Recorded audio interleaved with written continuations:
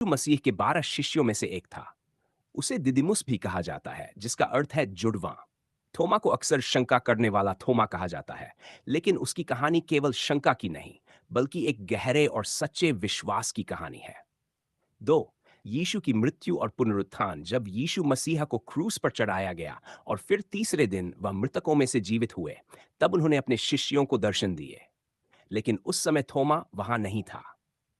जब बाकी शिष्यों ने उसे बताया कि उन्होंने प्रभु को देखा है, तो थोमा ने कहा, जब तक मैं उनके हाथों में कीलों के निशान न देख लूं और उन्हें छू न लूं, तब तक मैं विश्वास नहीं करूंगा। 3, थोमा और यीशु का आमना सामना। 8 दिन बाद यीशु फिर से अपने शिष्यों के बीच प्रकट हुए।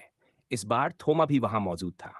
यीशु ने थोमा से कहा, अपनी उंगली यहां लाओ और मेरे हाथों को देखो, और अपना हाथ मेरे पंजर में डालो। अविश्वासी मत बनो, बल्कि विश्वास करने वाला बनो।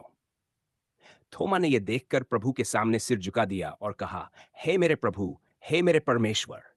यीशु ने कहा, तूने मुझे देखा है, इसलिए विश्वास किया।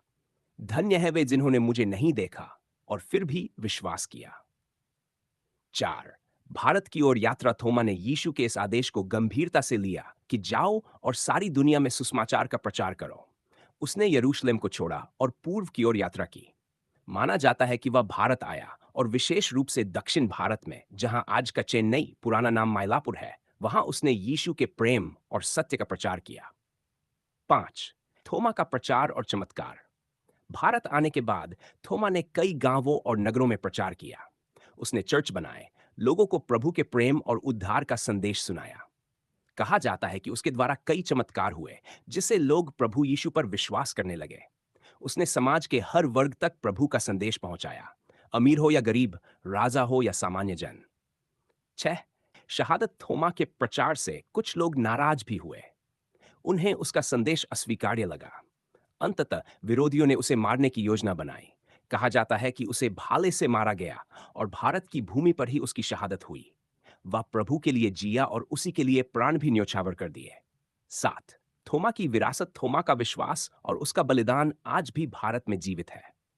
दक्षिण भारत में कई चर्च उसकी याद में बने हैं। उसे एक प्रेरक योद्धा की तरह याद किया जाता है, जिसने शंका से शुरू करके विश्वास की ऊंचाई को छुआ। 8, थोमा का संदेश। थोमा की कहानी हमें यह सिखाती है कि शंका करना कोई पाप नहीं है, लेकिन शंका में अटक जाना गलत है। अगर हम सच्चे दिल से उत्तर की तलाश करें, तो प्रभु स्वयं हमारे सामने प्रकट होते हैं, जैसे उन्होंने थोमा के सामने हुए। वह आज भी हमसे कहते हैं, अविश्वासी मत बनो, बल्कि विश्वास करने वाले बनो।